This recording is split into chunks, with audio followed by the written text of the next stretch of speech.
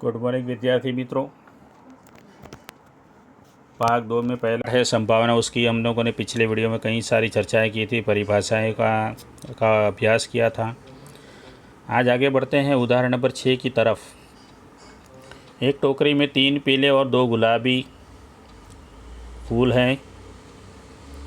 इस टोकरी से हमें एक फूल का चुनाव करना है और वह फूल फूल पीला हो तो उसे घटना ए कहेंगे, और गुलाबी होगा तो घटना बी कहेंगे। और हमें ये सारी चीज़ें सब मिला के 12 चीज़ें ज्ञात करनी है। बहुत ही काम का सवाल है, धीरे धीरे शांति से समझते जाइए। तो सबसे पहला है हमें यू ज्ञात करना है। तो यू यानी सार्वत्रिक समुच्चय है। हमारे पास 3 पीले और 2 गुलाबी फूल हैं। जो पीले फूल हैं उसे हम येलो यानी Y1 2 3 कहेंगे। गुलाबी यानी पिंक यानी P1 और P2 कहेंगे। तो ये पहला सवाल हो गया। यहाँ पे आगे चलते हैं। दूसरे में पूछा गया है घटना ए और घटना बी। घटना ए यानी पीले फूल और घटना बी के लिए गुलाबी फूल, वो भी हमें बता दिया गया है सवाल में ही। उसके बाद हम ए डैश ज्ञात करेंगे। ए डैश का ये सूत्र हमने देखा था u माइनस ए। ये हमारा u है और माइनस ए। तो हमें इसमें से इन तीनों को निकाल देना है। इन तीनों को यहाँ से ये जो दिख रहे हैं उसको काट दे, बाकी जो बचें उसे हम लिखेंगे तो वो कहलाएगा हमारा ए डैश। उसी प्रकार बी डैश ज्ञात करेंगे। u माइनस बी, ये जो दिख रहा है उसे काट दीजिए यहाँ से, बाकी जो बचे लिखेंगे तो बी डैश हो गया। बहुत आसान है। छठा देखते हैं, ए प्रतिच्छेद बी देखेंगे। ए प्रतिच्छेद बी यानी इन दोनों में हमें कोई समान नहीं दिख रहा है। कोई समान नहीं दिख रहा है तो यहाँ पे फाई आएगा।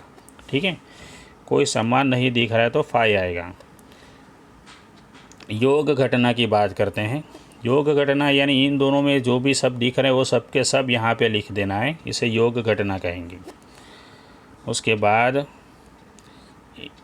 ए प्रतिच्छेद बी डैश, हमें यहाँ पर ए के सदस्य लिखने और ये बी डैश के ऊपर हमने बी डैश ज्ञात किया था वहीं से लेना है। दोनों में एक समान है यहाँ पर, तो दोनों के दोनों यहीं पर आएंगे। अथवा करके दूसरा भी एक प्रकार बताया गया है, ये आप लोग अपने हिसाब से समझिए। उसी प्रकार ए डैश बी, तो ए डैश हमने ऊपर ज्ञात किया था P1 P2 और बी हमारे पास P1 P2 हैं। दोनों का प्रतिच्छेद यानी दोनों में से जो समान दिख रहा है वो ले लेना है। 10वां सवाल, ये प्राथमिक घटना। 10वें सवाल को हम ऊपर पहले देख लेते हैं क्या लिखा गया है। इस यादृच्छिक प्रयोग के निर्देशावकाश की प्राथमिक घटनाएं लिखी। तो प्राथमिक घटना यानी हमने घटना ए और घटना बी में जो लिखा था वही प्राथमिक घटनाएं। जैसे कि ये पहला पीला फूल, ये दूसरा पीला फूल, तीसरा पीला फूल, ये चौथा गुलाबी फूल और ये 5वां भी गुलाबी फूल, ये प्राथमिक घटनाएं हो गई। इस प्रकार इसे अलग अलग लिखना पड़ेगा। उसके बाद पूछा गया घटना ए और घटना बी परस्पर निवारक घटना होगी, क्योंकि परस्पर निवारक घटनाओं की परिभाषा के अनुसार हमारी परिभाषा है ए प्रतिच्छेद बी बराबर फाई। वो हमने ऊपर पहले ही ज्ञात कर लिया था, याद कीजिए। यहाँ पर देखिए ये फाई मिल गया था, यानी ये परस्पर कैसी घटना हो गई, निवारक घटना हो गई। और निःशेष घटना भी कही जाएगी, क्योंकि इन दोनों की योग घटना u के बराबर होती हैं। तो ये बहुत आसान सवाल था। सवाल नंबर 7 की तरफ चलते हैं। हमें 2 घटनाएं दी गई हैं ए और बी, और ये भी हमें दिया गया है। ये ए और बी का योग करेंगे तो हमें u मिल जाएगा। तो यहाँ पर देखिए ए और बी का योग करेंगे मतलब ये वाले सभी ले लेने हैं। इसमें से -1 और 0 ले लेते हैं। एक तो आ गया, -1 और 0 ले लिया। एक तो आ गया तो उसको दोबारा नहीं लिखना है। ये हमें u मिल गया। उसके बाद हमें 3 चीज़ें याद करनी है। बी डैश बहुत ही आसान है। बी डैश यानी याद कीजिए u माइनस बी कीजिए। हमारे पास यहाँ पर u दिख रहा है आप लोगों को, इसमें से ये b निकाल देते हैं, -1 0 और 1 को निकाल देंगे तो बाकी जो बचें वो हमारे होंगे बी डैश 2, 3 और 4। बहुत ही सरल हैं। उसी प्रकार ए डैश बी ज्ञात करते हैं। ए डैश बी बाद में देखते हैं, पहले ए माइनस बी यानी ए में से बी निकाल देते हैं, बी के सदस्य निकाल देते हैं, बाकी बचे उसे ए माइनस बी कहेंगे। देखते हैं यहाँ पर ये बी डैश यानी यू माइनस बी लिख दिया। बी के ये जो 3 सदस्य दिख रहे हैं उसे यहाँ पे काट लेते हैं, बाकी जो बचे वो हमारा बी डैश। उसी प्रकार ए डैश प्रतिच्छेद बी डैश यानी इसका एक और भी ये सूत्र हुआ बी माइनस ए प्रतिच्छेद बी।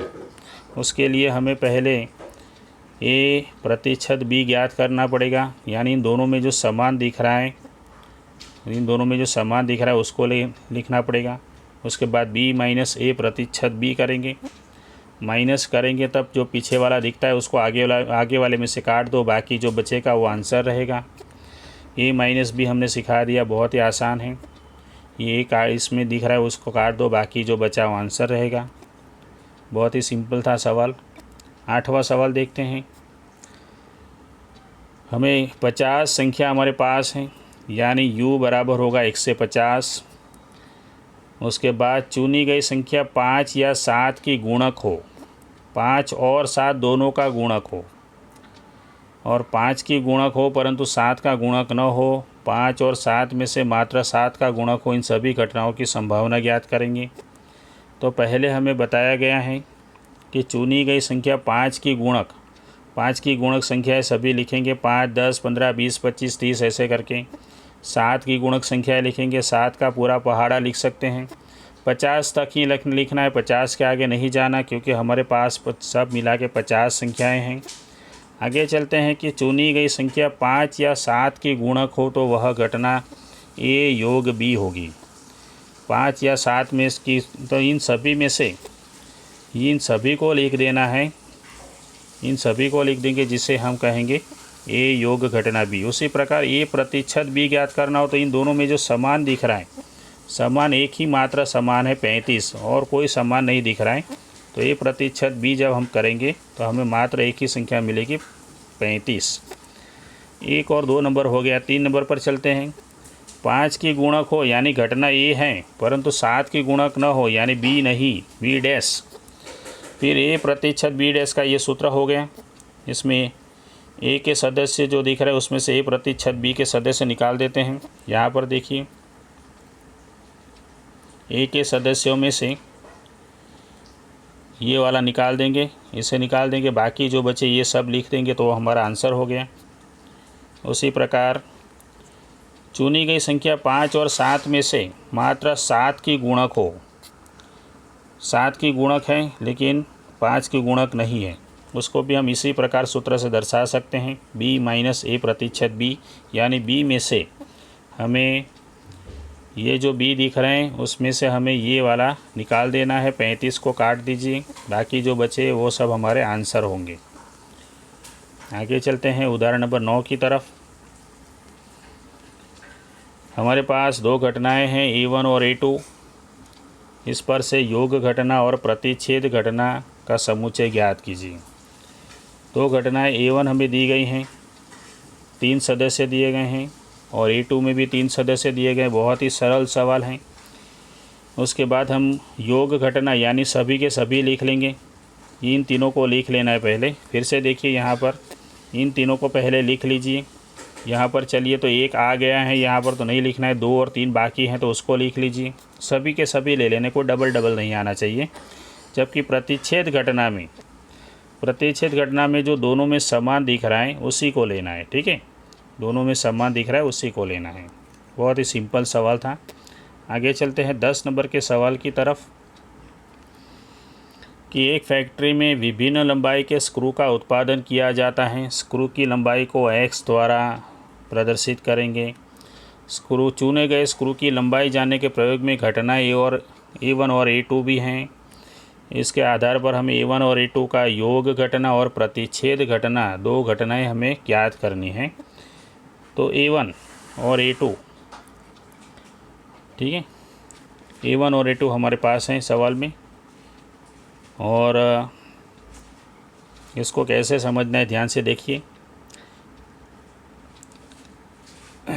A1 का मतलब ये हुआ कि हमारा x का मूल्य 0 से 1 के बीच है, और यहाँ पर A2 का मतलब है 1/2 से 2 के बीच है x का मूल्य। तो हम इसे नीचे चित्र दिया गया उसके आधार पर समझते हैं। A1 यानी 0 से 1 के बीच, ये हमारा A1 हो गया, और A2 यानी 1/2 से 2 तक है, यानी इतना हिस्सा ऐसा है, इसमें इतना हिस्सा ऐसा है जो दोनों में आएगा। अब हम यदि A योग घटना B करेंगे तो यहाँ से यहाँ तक सब कुछ आएगा, ठीक है। जबकि हम A प्रतिशत B की बात करेंगे तो दोनों में आने वाला ये हिस्सा लेंगे, इतना हिस्सा आएगा। और जबकि A योग B की बात करेंगे तो इसके और इसके बीच आएगा। देखते हैं यहाँ पर, देखिए यहाँ पर बताया गया बहुत अच्छे से कि योग घटना यानी हमें 0 और 2 के बीच के सभी चीज़ें ले लेनी हैं। यहाँ से ही पता चल जाएगा 0 और 2 के बीच की सभी। जबकि प्रतिशत घटना में, यहाँ पर प्रतिशत घटना में हमें 1/2 से 1 तक की संख्याएं लेनी हैं। बहुत आसान है, ध्यान से पढ़ेंगे तो पता चल जाएगा। उसके बाद स्वाध्याय 1.1 में आप लोगों को आगे बढ़ना है। हमने शायद 6 तक सवाल दिए थे आप लोगों को, 6 नहीं 5 दिए थे। आगे 6 के बाद आप लोग 6, 7, 8, 9 और 10, 11, 12 बहुत सारे सवाल हैं। यहाँ तक आप लोग करेंगे, पूरा स्वाध्याय ख़त्म करना है आप लोगों को होमवर्क में। बहुत ही आसान स्वाध्याय हैं। तो मिलते हैं अगले वीडियो में, तब तक